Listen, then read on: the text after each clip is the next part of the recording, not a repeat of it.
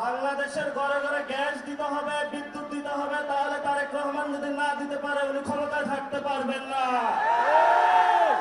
আমি ছোট্ট একটা স্মৃতি বলবো।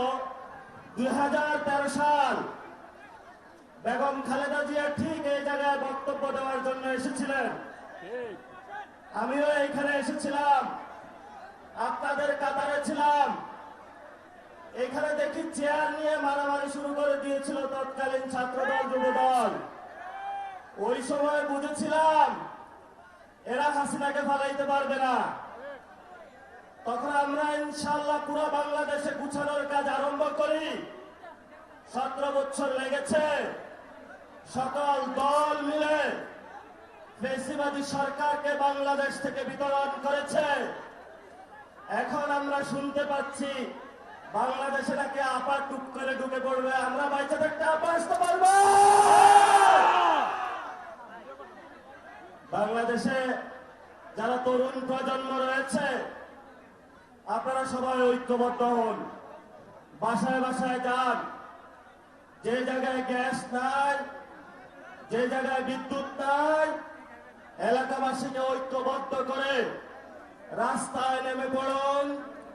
সরকার বলছে ভারত থেকে ডিজেল নিয়ে আসবে, তেল নিয়ে আসবে, ভারত আবার ইরান থেকে নিয়ে আসে।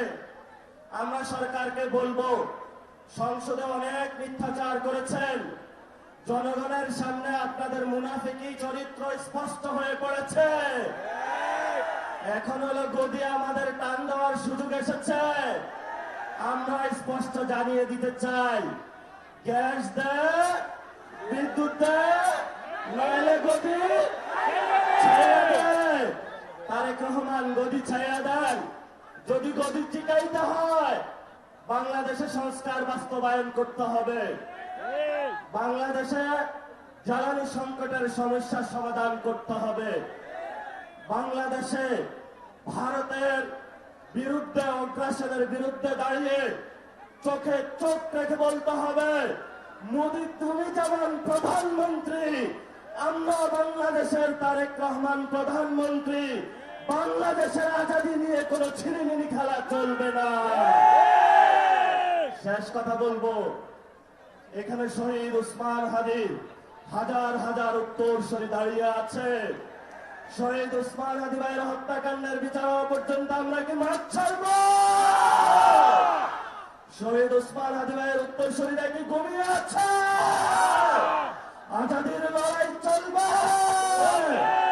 সে লড়াই ঐক্যবদ্ধ হন। অতি সত্বর আমাদের বাংলাদেশে ঢাকা উত্তর সিটি কর্পোরেশন, ঢাকা দক্ষিণ সিটি কর্পোরেশনের মেয়র ঘোষণা হবে। অলরেডি ঘোষণা হয়েছে।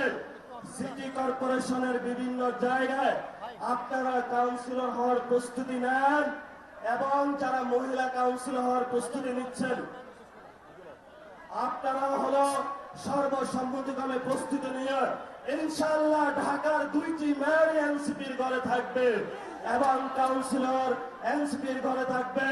সবাই সুন্দরভাবে এখান থেকে যাব। কেউ যদি প্রোগ্রামের আশেপাশে ডিস্টার্ব দেওয়ার চেষ্টা করে তাদেরকে পুলিশের হাতে তুলে দেবো ইনশাআল্লাহ। দোয়া করবেন। আসসালামু আলাইকুম।